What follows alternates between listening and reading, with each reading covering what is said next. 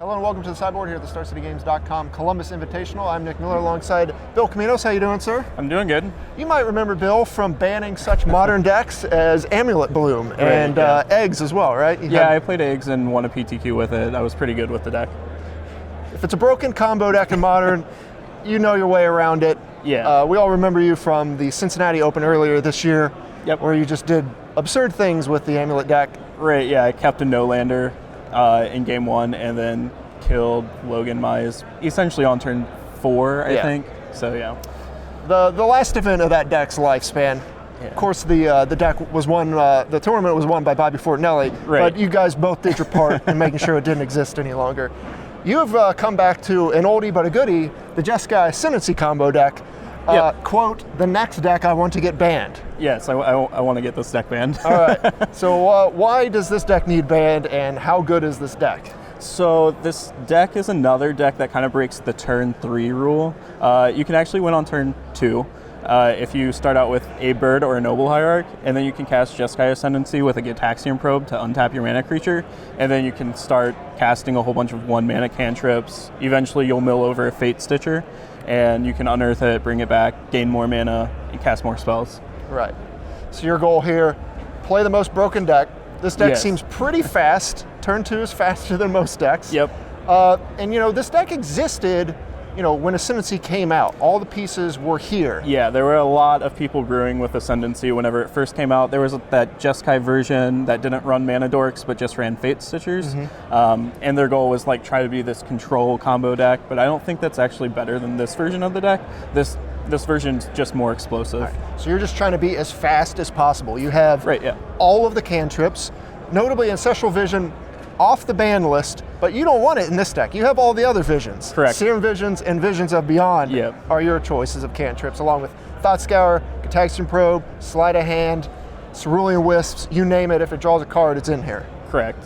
All right, so take us through the iterations of the combo for those that don't know what's going on and what, ideally you want to have going on and how you kill them. Okay, so in your opener, what you want to draw is a Mana Dork, whether that be a Noble Hierarch, a Bird of Paradise, or a Sylvan Caridin.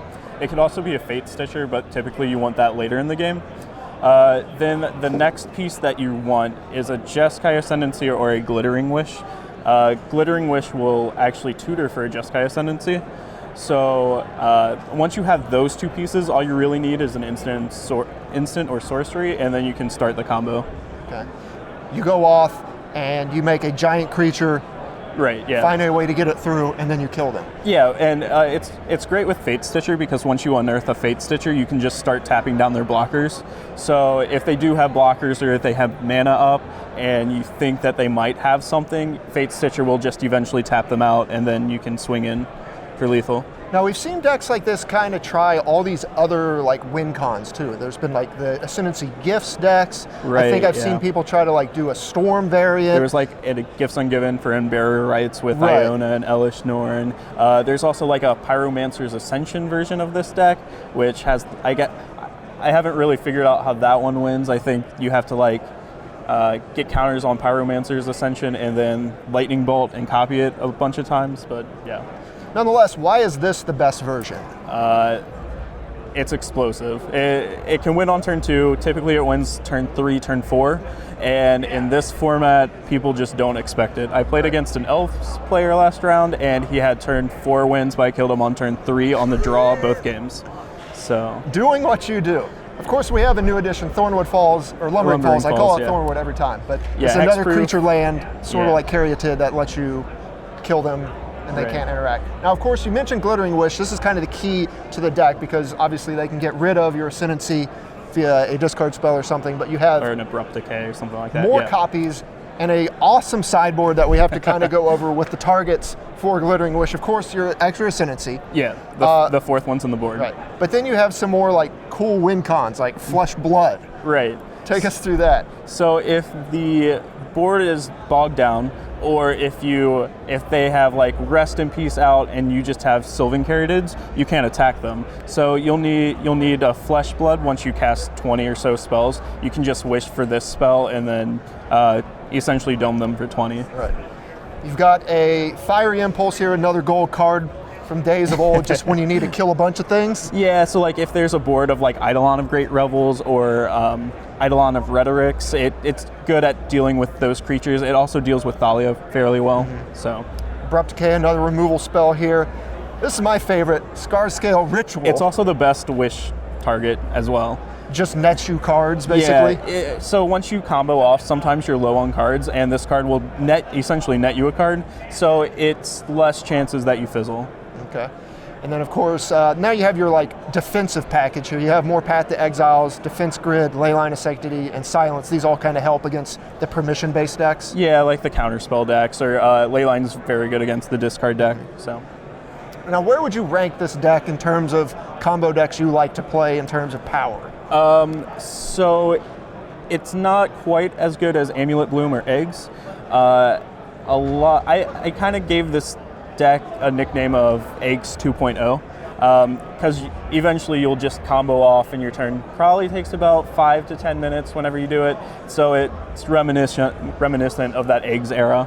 So I think it's like a 7 out of 10. Whereas Amulet Bloom was obviously the 10 out of 10. Well, they can't all be Amulet Bloom. Right, yeah. So we've got the sideboard here. I already mentioned people are kind of playing these, the format has kind of shifted to where people are playing these slow, grindy control decks with Ancestral Vision and stuff like that. Yeah. Then you have the super fast decks, like Infect and Burn. What were you trying to shoot for with this deck this weekend? Again, Jesse, please report to customer service. Kind of just play a deck that no one's expecting and make sure that it's fast and consistent. I feel like Modern's a very punishing format, and if you play a slower deck, sometimes you just get that burn matchup and they'll just run you over, and you don't want that to happen. Okay. So this deck is kind of like a happy medium. Has great velocity, it's a combo deck, and people don't really know how to play against it. So what are like some of the secrets or the tricks for the people that quite don't know how to interact? How do you kind of get them, so to speak? So a lot of people will believe that they have an extra turn. Typically what will happen is I'll wish for the Jeskai Ascendancy, and if I can't play an instant or sorcery, I'm just going to pass the turn. What you want to get value off of Jeskai's Ascendancy even if they have like an Abrupt Decay. So I'll make sure that I'll play Jeskai Ascendancy and then have another spell afterwards to at least get a loot in, as well as trying to find another card off of whatever cantrip I'm playing. So a lot of people think that you just have to answer one Ascendancy. There was a situation earlier in this tournament where a guy had a negate, and I essentially just played draw go until I found a defense grid, played a defense grid, and then cast Jeskai Ascendancy, he negated it, and then I cast another Jeskai Ascendancy, played cantrip, and then just killed him in that same turn. So a strategy can be against the control decks is just to kind of go just kind of draw go with them, then find the explosive turn and go for it that way? Yeah, and typically control decks don't have a whole lot of cards that are good against my deck, so they'll end up having to discard, like say a Snapcaster Mage whenever it could have been a beater. It gets kind of awkward for them, especially like if they don't know whether to hold up Permission or whether to cast a Serum Visions, so it's just difficult for them. Plus you have the threat of just killing them on the second turn or third turn. Right, yeah. If they play a Creeping Tar Pit, then they might just be dead. All right, well, we'll see what you can do this weekend in terms of getting another deck on the radar of WotC and the folks that are in control of that kind of stuff. Yep, but I hope so. 2-0 in Modern so far. 2-0 in Modern. So the deck's looking great. We hope to see you more. You're XO1, right? XO1, yeah. All right, so you're killing them. Billy, thanks for joining me here in the sideboard. Thanks. Stay tuned to StarCityGames.com all weekend long for the action here in Columbus.